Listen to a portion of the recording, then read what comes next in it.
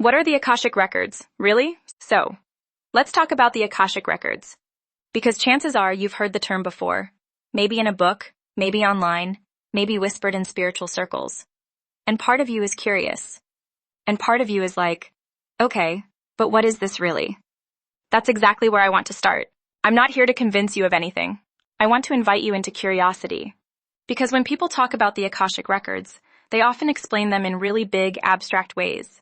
Like this cosmic library that contains every thought, action, experience, and soul journey that's ever existed. And sure, that's one way to describe them.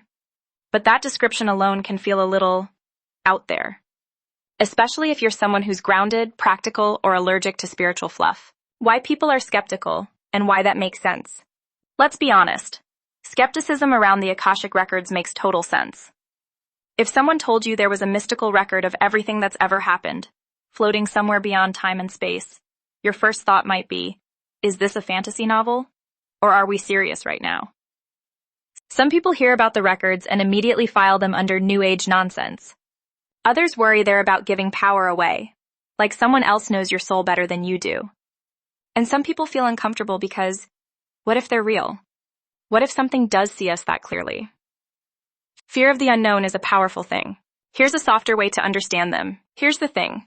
When I work with the Akashic Records, I don't experience them as some giant filing cabinet in the sky. They feel more like a field of awareness. A place where information becomes accessible when you're in the right state. Calm, grounded, curious, and respectful. It's less about looking something up, and more about listening differently. Where the idea comes from.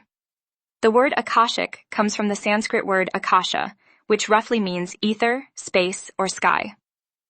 Ancient Eastern traditions understood this as the subtle field that holds everything. Not just events, but patterns, intentions, and soul-level movement. Across cultures, people describe this field in different ways, but the theme was the same. There is more information available to us than we normally access in our everyday thinking mind. How do people actually access the records? People access this information in lots of ways. Some through meditation, some through prayer, some through intuitive practices like tarot or astrology, some through spontaneous insight that just arrives. And then there are people who've trained themselves to access this field intentionally, not to predict the future or spy on lives, but to understand why patterns keep repeating, or where something began, or what's ready to shift now. Here's a real-life example I'll give you. I once worked with someone who kept running into the same emotional wall in her life, same relationships, same pain, different faces. Through the records, what came forward wasn't drama or spectacle. It was clarity. She saw where the pattern began. She understood why her nervous system reacted the way it did. And most importantly, she realized she wasn't broken. That awareness alone changed everything.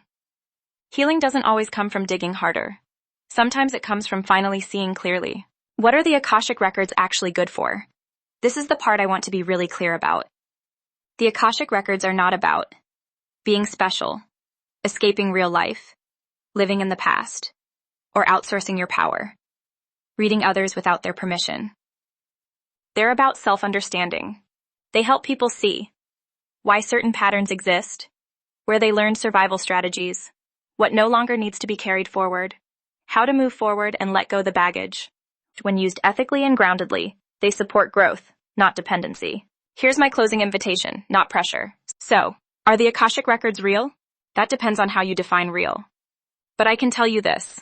Exploring them has helped many people understand themselves more deeply, heal old patterns, and move forward with clarity instead of confusion. You don't have to believe in anything to be curious. And curiosity is often where truth begins. If you've had experiences like this, intuitive moments, sudden insights, deep inner knowing, I'd love to hear about them in the comments.